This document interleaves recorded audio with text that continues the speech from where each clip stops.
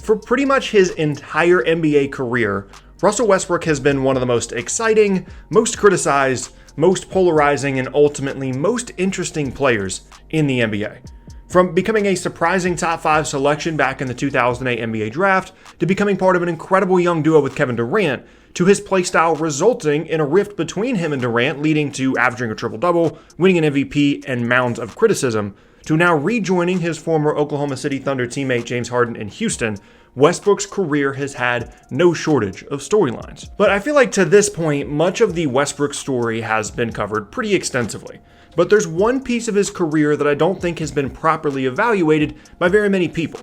The fact that he has become a player that almost nobody thought that he would after being selected 4th in the 2008 NBA draft. So in this video, I'm going to look back on Westbrook's career and see how he was able to go from just a lottery pick to a top 5 selection to an NBA superstar. Welcome back everybody, my name is Tucker, and in today's video I'm going to be talking about why so many people were wrong about Russell Westbrook at the time of the 2008 NBA draft. And I'm going to be doing that in a couple of different parts. In the first, I'm going to talk about what kind of player Westbrook was at the college level. Then I'm going to talk about some of the perceptions about him as a prospect at the time of the 2008 draft, which are much different than the way that we think of him as a player now. Then finally, I'm going to talk about how exactly he proved those people wrong and what he did within his NBA career that was in contrast to what people thought he would be as a prospect at the time of the draft.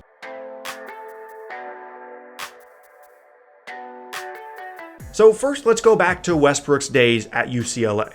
He arrived at UCLA as a 3-star shooting guard recruit, and the Bruins had just made the Final Four the year before. And with older guards like Darren Collison returning from the previous year, Westbrook really didn't get much playing time as a freshman.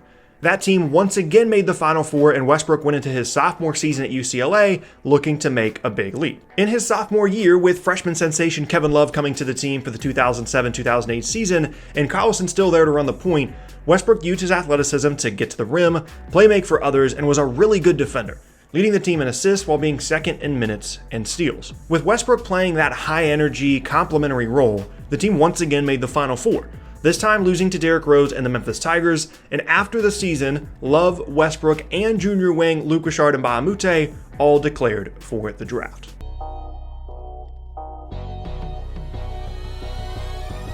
And now we get to the most important section of this entire video: how Russell Westbrook was perceived at the time of the 2008 NBA draft. And it's a pretty sharp contrast to how people see him now. He was seen as a player that would likely become an incredible defender at the NBA level, as one of the best perimeter athletes to come into the league in years. At the college level, he showed the ability to defend multiple positions, bring energy defensively every single game, and had the athleticism to get in the passing lanes and ignite the fast break, and those were expected to be his most translatable skills at the NBA level. Offensively, there were plenty of question marks. He wasn't considered to be a true point guard, with Collison handling that role at the college level, despite Westbrook leading the team in assists, and he didn't really have the ideal size to play the two either. So his position was definitely a question mark, which was a much bigger issue back in 2008 than it is now, as the league was still very much focused on the point guard through center positional structure. On top of that, it was seen as unlikely that Westbrook would develop into anything more than just a solid offensive player, with his strengths on that end being getting out in transition, getting to the rim, and hitting an occasional mid-range jump shot. His three-point shot and passing vision were both huge question marks, and even with his considerable upside, he was considered just an intriguing potential lottery pick for about 95% of the draft process. However, as the draft got closer, Westbrook began to creep up big boards, with the idea that he could go in the top 5 becoming more and more likely with each passing day. On ESPN's final big board before the draft, Westbrook ranked 4th behind Derrick Rose, Michael Beasley, and Kevin Love. A shocking rise for a player that was just a 3-star recruit on his way to UCLA 2 years earlier. And on draft night back in 2008, the Seattle Supersonics and GM Sam Presti shocked everyone by selecting Westbrook as the first UCLA player taken in the draft at number 4 overall, ahead of Kevin Love and more proven college players like Brook Lopez, who apparently had a lot of support within the Sonics coaching staff.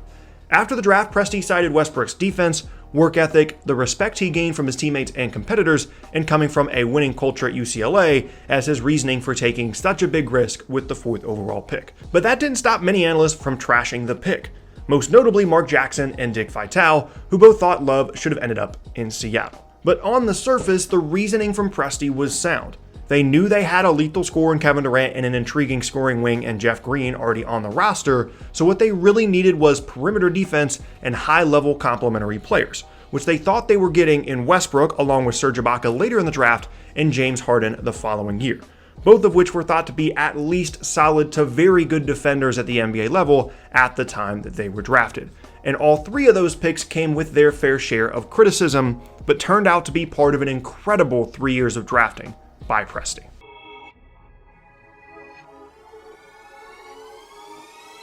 Now, even though Westbrook would grow into an incredible player, upon entering the NBA, some of the concerns that people had about his game were realized.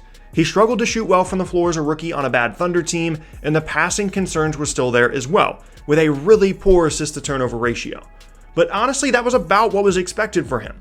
The athleticism and a lot of the defensive stuff translated, but he still needed to grow as a player. And over the years, he did that, largely due to one thing that was relatively underrated about Westbrook at the time of the 2008 draft: his work ethic. He continued to add new things to his game, to put on muscle, and grow in different ways from year to year. One year he'd be a better passer, and the next his mid-range shot would be more consistent, and the next he'd be a better overall scorer. And by his third season, which was his first All-Star appearance, it was pretty clear that Westbrook had arrived as a great NBA guard.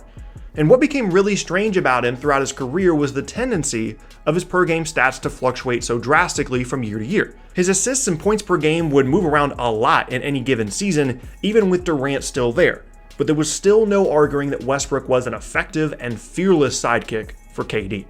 And then after Durant left in 2016, Westbrook took his production to a whole new level, winning a controversial MVP and putting up mind-boggling stats along the way, and making a player that was already relatively controversial into one of the most polarizing NBA players of the past 20 years. However, despite the criticisms at the time of the draft and even now of Westbrook, he has had an amazing career.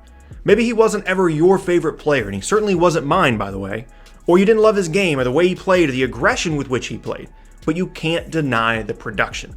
As of making this video, Westbrook has over 7,000 more total points scored in his career than any other player in the 2008 draft class, over 3,000 more total assists, and is third in total rebounds, and is one of very few players in this class to be a top 3 player on a team that made the finals. And if you're doing a redraft of that 2008 class right now, Westbrook is the undisputed first pick in the draft, which is pretty incredible when you consider how flawed people thought he was as a prospect and how much of a reach people thought it was to select him at 4th overall. So why exactly did Westbrook prove so many people wrong? Well, there are two things here. The first is that the analysts were still really concerned about a perceived lack of positional fit for Westbrook at the NBA level, when in reality it didn't matter much. He's never been a true point guard in the traditional sense, even when you consider his gaudy assist totals, but that's honestly pretty irrelevant at this point. The modern NBA is much more focused around 3 groups of players now, rather than 5 individual positions. Playmakers that can create offense for others, wings that can defend and shoot, and bigs that can defend the rim, are mobile defensively, can finish in pick and rolls, and with the ability to shoot being an added bonus. And you can say what you want about Westbrook not being a point guard, but he's absolutely been a playmaker throughout his career that can generate a ton of offense for himself and others. And then the other part of this, which I briefly mentioned earlier, is Westbrook's work ethic and passion for the game. He had all the athletic tools he could possibly need, which meant that as long as he worked on his game, he was going to become a really great player. And that's exactly what happened. And like I said earlier, you can say what you want about Westbrook and you don't have to like him as a player, but I do think that he's done plenty to earn the admiration and respect of NBA fans. To go from a 3-star recruit to a sophomore surprise at UCLA, to climbing his way up draft boards to the 4th pick and then a record-breaking MVP, all with plenty of criticism and doubters along the way, is an incredible accomplishment. Maybe he wasn't the most efficient player, and his teams haven't won much in the playoffs without Durant there, but given where he started and to see now where he's ended up, you have to not only give Sam Presti and the entire front office credit for having the guts to take Westbrook so high, but also to Westbrook himself for making himself into a great player and proving so many people wrong. And yeah, there you have it. That is going to be the end of today's video, and I thank you all very much for watching. Once again, my name is Tucker. If you missed any of my previous videos, then be sure to check out the boxes on screen. Thanks again, and I'll see you all next time.